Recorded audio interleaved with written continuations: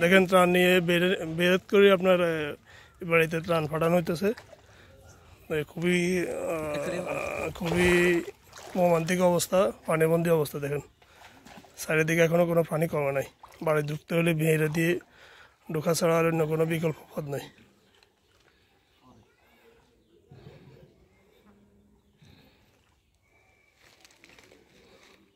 কমে যাচ্ছে।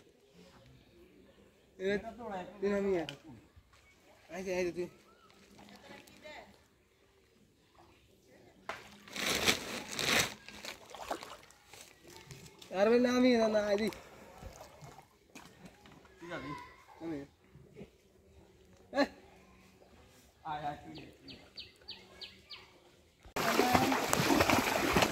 আসসালামু আলাইকুম। আসসালামু আলাইকুম। আমাদের বাড়ির সমিতি বাড়ির পক্ষ থেকে আমরা বের হয়েছি মরাহাটুর উদ্দেশ্যে। আসসালামু আলাইকুম। আমরা ট্রান নিয়ে সমিতি থেকে মরাহাটুর সবাই আমরা যাবো। সবাই আমার জন্য দোয়া করবেন। আমাদের রাফি ভাই অনেক পরিশ্রম করে কালকে থেকে অনেক কষ্ট করছে, আমার জন্য দোয়া করবেন।